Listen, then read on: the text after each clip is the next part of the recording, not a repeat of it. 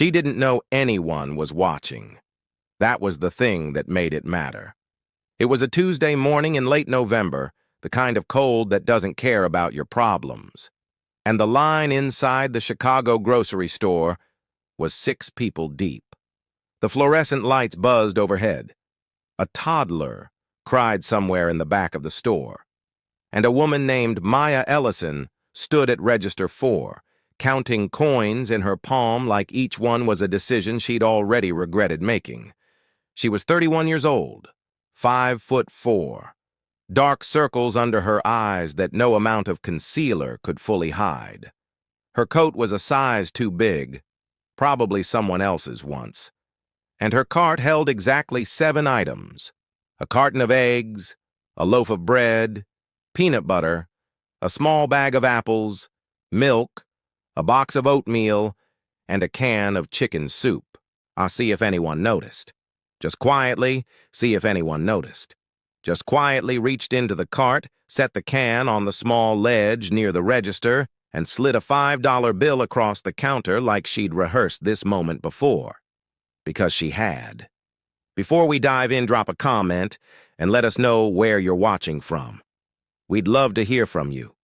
If you enjoy stories like this, be sure to like the video, subscribe, turn on the notification bell, and share it with someone who'd love it too. The man standing behind her in line saw all of it. His name was Daniel Crane, 43 years old, 6'2". He was wearing a charcoal wool coat that cost more than Maya's monthly rent. Although nothing about him announced that fact loudly, he had a single bottle of sparkling water in his hand, the kind of purchase that meant he wasn't really there for groceries. His driver was parked outside. He'd ducked in because his assistant had texted him about a meeting running long and he needed something to do with his hands while he thought. He was the founder and CEO of Crane Capital Group, a private equity firm with offices in Chicago, New York, and London. His face had been on the cover of Forbes twice. He had not stood in a grocery line in probably 4 years. But he was standing in one now. And he watched Maya put that soup can back. He watched the way she did it, without drama, without a glance backward, without asking the cashier to hold on while she checked her purse again. And he stepped forward after she'd gathered. He stepped forward after she'd gathered her 2 bags and walked toward the exit. He set his water bottle on the belt. Then he looked at the cashier, a teenager with a name tag that said Jordan, and said, low enough that no one else could hear, "Ring up that can of soup she left behind. Put it in a bag, and whatever she's short on anything, I'll cover it." Jordan blinked. "She already paid, sir." "Then go catch her before she gets to her car." Jordan hesitated. This wasn't in the employee handbook, but something about the man's tone made it clear this wasn't negotiable. He grabbed the soup, bagged it, and jogged to the exit. Daniel paid for his water, buttoned his coat, and walked out through a different door. He never looked back to see if Jordan caught her. He didn't want to. Maya was already at her car, a 2009 Honda Civic with a cracked side mirror and a heating system that only worked if you hit the dashboard in exactly the right spot. When she heard the teenager calling after her, she turned around, confused, already gripping her keys. "Ma'am? The gentleman behind you, he wanted you to have this." Jordan held out the bagged soup. Maya stared at it. "I don't—" She stopped, looked at the bag, looked back at the store entrance. "What gentleman?" "He already left. He just said to make sure you got it." She stood there in the cold for a moment, the soup in her hand, and said nothing. Not because she was ungrateful, but because she didn't know what to do with kindness that came without a face attached to it. She put the soup in her trunk, got in the car, and sat there for a minute before starting the engine. She didn't cry. She just sat. What Daniel Crane didn't know, what he couldn't have known from a single moment in a grocery line, was what Maya's last 6 months had actually looked like. Her daughter, Lily, was 4 years old. Blonde hair, one dimple on the left side, obsessed with dinosaurs in a way that made strangers smile when she talked about them. Maya had been raising her alone since Lily was 18 months old, after her husband, a contractor named Brett, had walked out following a disagreement that started about money and ended about everything else. He didn't take much when he left, but he didn't send anything back either. Maya worked as a medical billing specialist for a mid-sized clinic on the north side of Chicago. She was good at her job, fast, accurate, never missed a claim deadline. 8 months ago, the clinic had been acquired by a larger hospital network. 6 weeks after the acquisition, her entire department had been restructured. Her position was eliminated. She'd been given 2 weeks severance and a handshake. She'd been applying for jobs since September. She'd had 4 interviews, no callbacks. The $5 she'd spent at the grocery store that morning was the last cash she had until Friday, when her unemployment deposit would hit, if it hit. Because there had been a processing issue the week before, that had delayed it by 3 days, and she'd had to borrow from her neighbor, Mrs. Grady, to cover Lily's daycare for the week. She hadn't told her mother how bad it was. Her mother was 64 and living on a fixed income in Ohio, and Maya had decided a long time ago that worrying her mother was a luxury she couldn't afford either.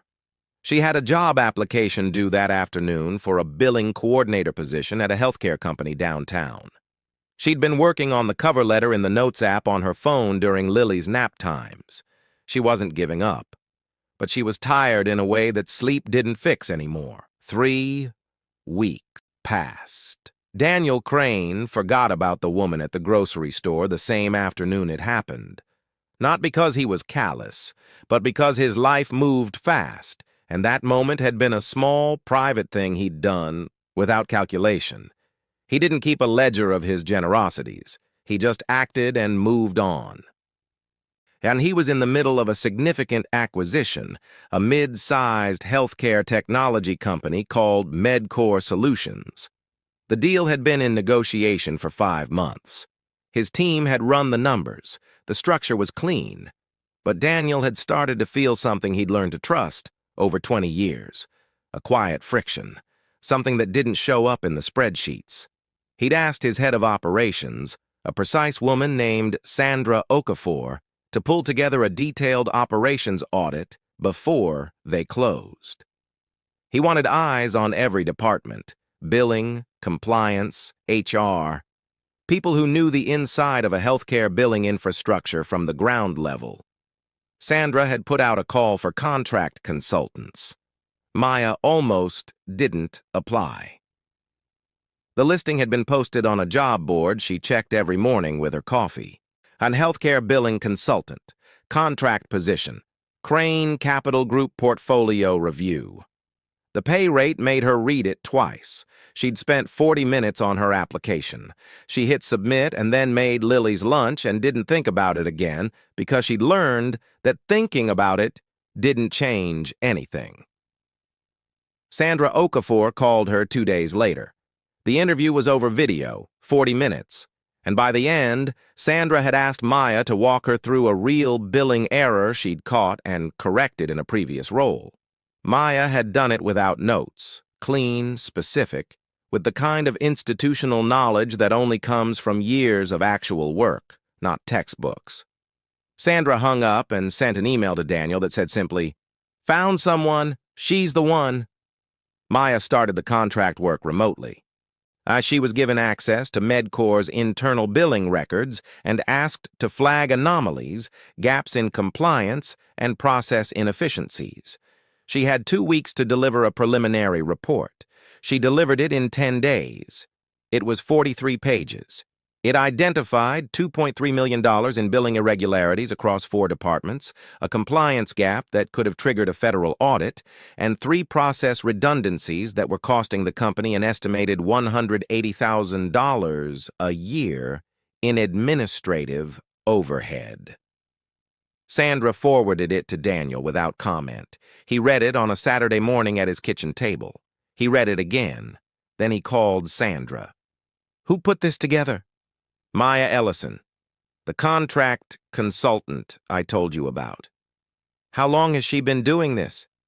"About 8 years. She's been out of work since September." Clinic restructuring. Daniel was quiet for a moment. "What's she making on this contract?" Sandra told him. He set his coffee down. "Set up a call with her. Monday." Maya took the call in her car, parked outside Lily's daycare, because her apartment had thin walls and Lily's cartoons made it hard to concentrate.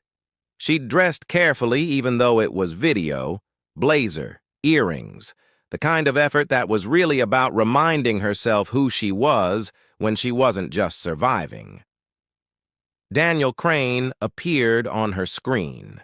She recognized the name. She'd Googled Crane Capital the night before. She'd seen the Forbes articles. She'd felt the familiar low-grade anxiety of realizing exactly who was on the other side of the table. He didn't open with pleasantries. "Your report was the most useful document I've received on this acquisition," he said. My own team has been on this for 5 months. You found things in 10 days they didn't flag in 5 months." Maya kept her expression steady. "I had fresh eyes, and I've worked in systems like MedCores. I know where the problems hide." "Where did you learn that?" "From making mistakes early," she said, "and from caring enough to not make them twice." Daniel studied her for a moment. Not the way people looked at someone they were evaluating. The way people looked at someone they were trying to understand. "I'd like to offer you a full-time position," he said. "Director of Billing Compliance. You'd sit at the portfolio level and oversight across all our healthcare acquisitions. It's a new role. I'd want you to help define it." Maya didn't say anything for 3 seconds. "That's not a role I've held before," she said carefully. "I know. I'm not hiring your resume. I'm hiring your judgment." She looked at him through the screen. Outside the car window, a mother was walking her kid into the daycare. A little girl in a yellow coat, dragging a backpack that was almost as big as she was. Maya watched them for just a second. "I'd need to know about flexibility," she said. "I have a 4-year-old. I'm her only parent." "That's not a negotiation point. It's just a fact you should have." Daniel nodded once. "Noted. We'll build it into the offer." She didn't take the job that day. She asked for 48 hours, which he gave her without hesitation. She called her mother that night, finally, fully honest about the last 6 months. And her mother listened without interrupting, which was its own kind of grace. She called her neighbor, Mrs. Grady, who said, "Maya, honey, just say yes," and made her laugh for the first time in a while. She accepted on a Wednesday morning, sent the email, closed her laptop, and sat on the kitchen floor with Lily, who was narrating an elaborate dinosaur battle between a stegosaurus and what she called the scary one with the long neck. And Maya let her go on for a long time, not rushing her, not thinking about anything else. She'd been in the role for 4 months when she was in Daniel's office for a portfolio review meeting. Her first time in the building's executive floor, when she noticed the photo on the credenza behind his desk. It was a candid shot. A man in a charcoal coat standing outside somewhere that looked like it could be a city street or a parking lot. His face half turned away from the camera. She didn't say anything about it then. But 2 weeks later, quietly, the grocery store on Fullerton quietly, the grocery store on Fullerton. Late November. You were behind me in line. He looked at her. You had sparkling water, she said. I put a can of soup back. He was quiet for a moment. Then, I wondered if you'd ever figure that out.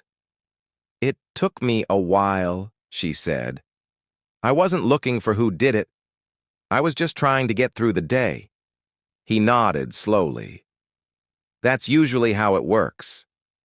She looked out at the city. The lights spread below them, vast and indifferent, and somehow still beautiful. Why didn't you say anything? In the store. He thought about it. Really thought about it. The way people do when they haven't been asked a question honestly in a while. Because it wasn't about me, he said finally. It was just soup. Maya smiled. Small, real, the kind that didn't need an audience. It wasn't just soup. She didn't explain what she meant. She didn't need to. Some things land harder when you leave them in the air. They stood there for another moment, watching the city, and then the conversation moved on the way conversations do, naturally, without ceremony, and that chapter closed quietly, the way the best ones do. Nobody who's ever helped someone in a silent, faceless moment expected anything back. That's what makes it matter. And sometimes, not always, but sometimes, the world is small enough and strange enough and fair enough that the story doesn't end at the register. If this one stayed with you, share it with someone who needs to hear it today. And if you're new here, welcome. There are more stories where this came from.